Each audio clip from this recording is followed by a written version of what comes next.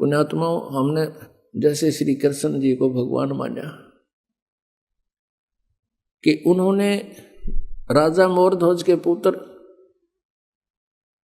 ताम्रध्वज को आरे से 2 फाड़ करवा के चिरवा के वो मृत्यु को प्राप्त हो गया था, फिर जीवित कर दिया और हमने श्री कृष्ण जी को भगवान मान लिया। लेकिन वो अपने सगे भांजे अभिमन्यु को जीवित नहीं कर सके, जो सुभद्रा पुत्र थे। सुभद्रा श्री कृष्ण जी की बहन थी।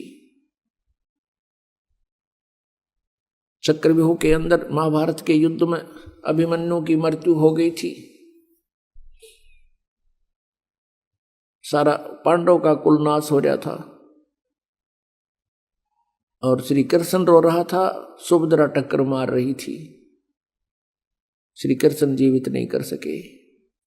कारण क्या था कि मोरध्वज के पुत्र ताम्रध्वज की आयु शेष थी, इसलिए उसको दोबारा जीवित भी कर दिया, उसको शरीर को एज इट इज भी कर दिया। लेकिन अभिमन्यु की आयु शेष नहीं थी,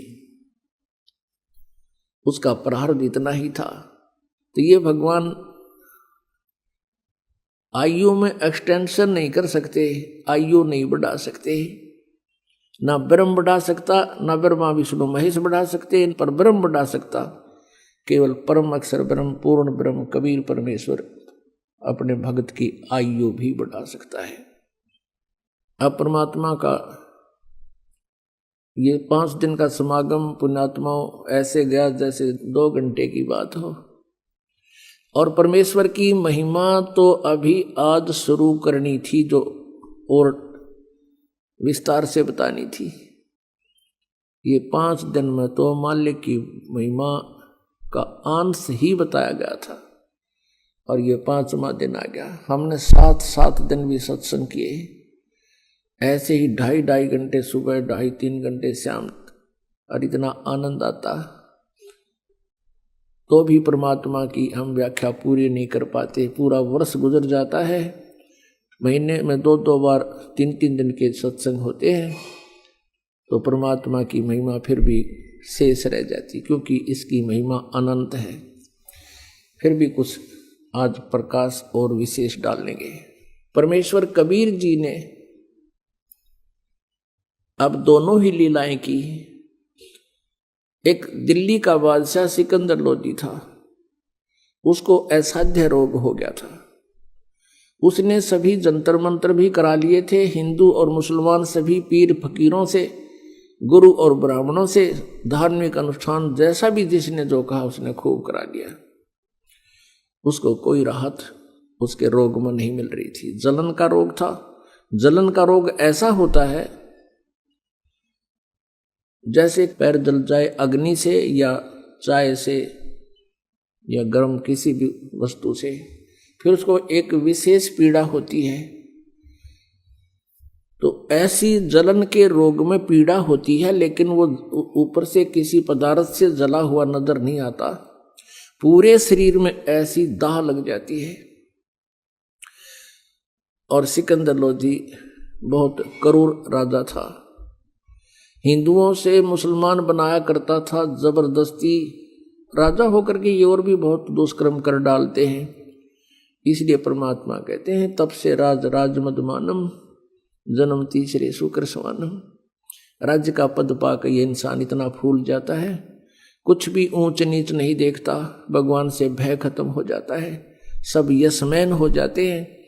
फिर ये मनमानी करके और निरे पाप इकट्ठे कर लेता है, फिर उन पापों का भोग भी उसी को भोगना होता है।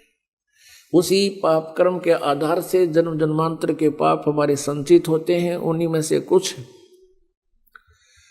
पुण्य और पाप मिला के मानुष जीवन में प्रारब्ध बना दिया जाता है। अब सिकंदर लोदी जी ने सब जगह अपना इलाज करवाया। पहले तो सभी ने जंतर मंत्र बताए, फिर अंत में कह दिया कि राजन हमारे पास ऐसी औषधि है, आग लगा दे लकड़ी में और कितनी जोर से जल रही हो 1 सेकंड में बुझा देगी। ऐसा ही करके दिखा दिया। और ये औषधि आपके काम नहीं कर रही, बिल्कुल भी निष्क्रिय होगी है।